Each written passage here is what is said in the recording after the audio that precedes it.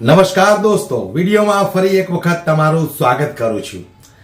જે રીતે ગઈકાલે આપણે જોયું કે આમ આદમી પાર્ટીના ધારાસભ્ય ચૈતર વસાવાની ભરૂચ ખાતે નેત્રંગમાં જે સભા હતી અને એક તરફ ડેડિયાપાડાની અંદર દેશના વડાપ્રધાન નરેન્દ્ર મોદીની સભા હતી, ત્યારે મારો કહેવાનો એ મતલબ છે કે દેશની અંદર અત્યારે જે ચાલી રહ્યું છે આપ સર્વે લોકો જાણો છો, આતંકવાદી હુમલાઓ થઈ રહ્યા છે, ત્યારે નરેન્દ્ર મોદી એક આમ આદમી પાર્ટીના ધારાસભ્ય ચૈતર વસાવાને પછાડવા માટે, એમને નીચું દેખાડવા માટે, આમ આદમી પાર્ટીના ચૈતર વસાવાનું વર્ચસ્વ કંઈક ને કંઈક ઘટાડવા માટે ભગવાન બિરસા મુંડાની 150મી જયંતિ પર ગુજરાત પ્રવાસે આવ્યા છે।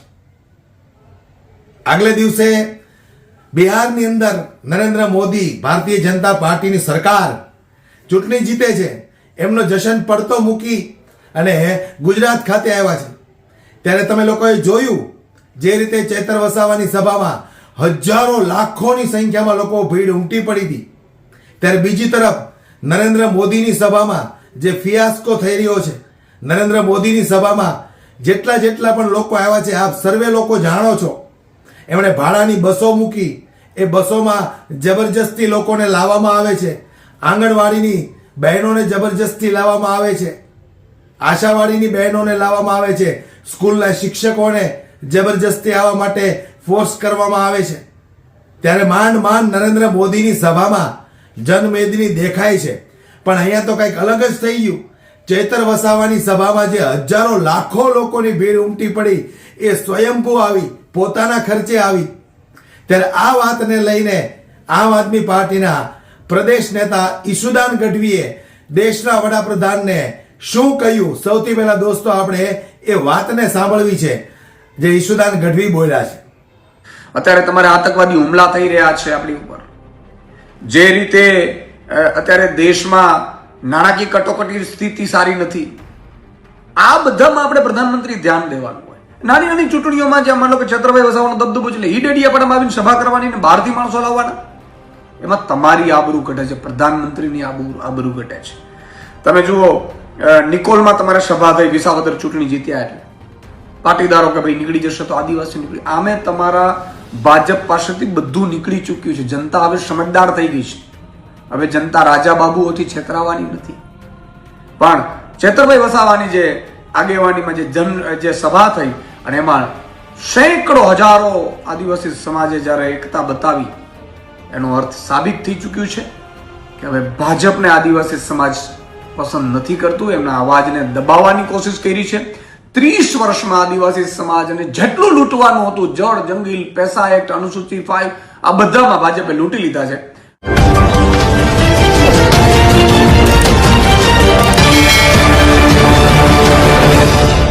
ભગવાન બિરસા મુંડાની જન્મ જયંતિ હતી, જેમણે આદિવાસીઓ માટે એક મસીહા બની રહ્યા હતા।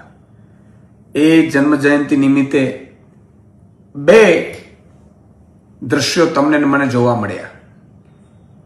ચૈતર વસાવા આદિવાસી સમાજનો હીરો બની ગયા છે, ચૈતર વસાવા આદિવાસી સમાજનો અવાજ બની ગયા છે। ઉમરગામથી લઈને અંબાજી સુધી દરેક આદિવાસીના દિલમાં ચૈતર વસાવા છે। ત્યારે ચૈતર વસાવાની बढ़તી લોકપ્રિયતાને જોઈને માનનીય નરેન્દ્ર મોદીજી ડેડિયાપાડામાં આવ્યા, એમણે માતાજીના દર્શન પણ કર્યા। સારી વાત છે, માતાજીના દર્શન કરવા જ જોઈએ। એમણે ડેડિયાપાડામાં સભાને સંબોધન કરી અને મહારાષ્ટ્રમાંથી મેં સાંભળ્યું છે કે બસો મોકલાવીને ત્યાંથી માણસો લેવા પડ્યા। એનો અર્થ એ થયો કે આદિવાસીના જનનાયક હવે ચૈતરભાઈ વસાવા થઈ ચૂક્યા છે।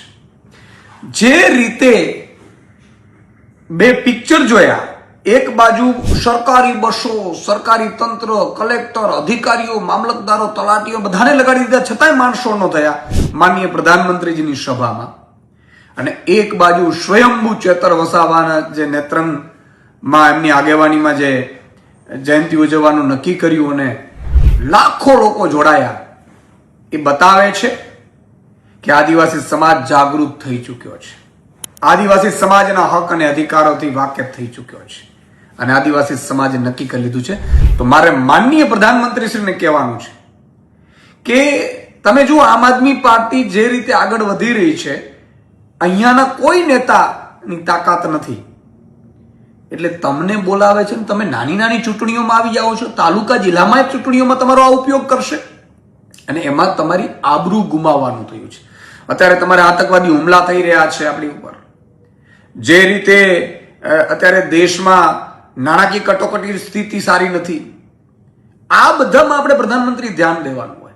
નાની નાની ચૂંટણીઓમાં જ્યાં માનો કે છત્રભાઈ વસાવાનો દબદબો છે, ઈડેડિયાપાડામાં આવીને સભા કરવાની ને બહારથી માણસો લાવવાના, એમાં તમારી આબરૂ ઘટે છે, પ્રધાનમંત્રીની આબરૂ ઘટે છે. તમે જુઓ, નિકોલમાં તમારે સભા થઈ, વિસાવદર ચૂંટણી જીત્યા એટલે પાટીદારો કે ભાઈ નીકળી જશે તો આદિવાસી નીકળી. આમે તમારા ભાજપ પાસેથી બધું નીકળી ચૂક્યું છે. જનતા હવે સમજદાર થઈ ગઈ છે. હવે જનતા રાજા બાબુઓથી છેતરાવાની નથી. પણ છેતરભાઈ વસાવાની જે આગેવાનીમાં જે સભા થઈ અને એમાં સેંકડો હજારો આદિવાસી સમાજે જ્યારે એકતા બતાવી, એનો અર્થ સાબિત થઈ ચૂક્યું છે કે હવે ભાજપને આદિવાસી સમાજ પસંદ નથી કરતું. એમના અવાજને દબાવવાની કોશિશ કરી છે. 30 વર્ષમાં આદિવાસી સમાજને જેટલું લૂંટવાનું હતું, જળ, જંગલ, પૈસા એક્ટ, અનુસૂચિત 5, આ બધામાં ભાજપે લૂંટી લીધા છે અને એનો અવાજ ચેતર વસાવા બન્યા છે. અને એના કારણે સ્પષ્ટ સંદેશો ગયો છે કે હવે આદિવાસી સમાજ ચેતર વસાવા અને આમ આદમી પાર્ટી સાથે છે. જય જોહાર, જય આદિવાસી. તો ખરેખર ગુજરાતની અંદર નરેન્દ્ર મોદીનું વર્ચસ્વ કંઈક ને કંઈક ઘટતું જાય છે. આમ આદમી પાર્ટી જે ખૂબ મજબૂત પાર્ટી પોતાને ગણાવે છે, ત્યારે એક આમ આદમી પાર્ટીના ધારાસભ્ય ચેતર વસાવા એ આજે સાબિત કરી દીધું કે અમે પણ મજબૂત પાર્ટી છીએ આ ભારતીય જનતા પાર્ટી સામે. જે રીતે ચેતર વસાવાની સભામાં જનમેદની ઉમટી પડી હતી, એ સાબિત કરે છે કે ભારતીય જનતા પાર્ટીના હવે વળતા પાણી ચાલુ થઈ ગયા છે. નરેન્દ્ર મોદીની સભાને પણ ટક્કર મારે એવી સભા ચેતર વસાવાએ કરી બતાવી, અને એ પણ પોતાના વિસ્તારથી દૂર ભરૂચ જિલ્લાના નેત્રંગમાં. અને દેડિયાપાડાની અંદર નરેન્દ્ર મોદીએ સભા કરી તો સ્વયંભૂ કોઈ એવા ન હોય એવું અહીંયા સ્પષ્ટ દેખાઈ રહ્યું છે. તો હાલ આ વિડીયો બાબતે તમારું શું કહેવું છે, અને ઈશુદાનભાઈ ગઢવીએ જે કીધું એ વિશે તમારો શું મંતવ્ય છે, મને કોમેન્ટ બોક્સમાં દોસ્તો જરૂરથી જણાવજો. અને વિડીયોને શેર કરી લાઈક કરવાનું ભૂલશો નહીં. જય હિન્દ.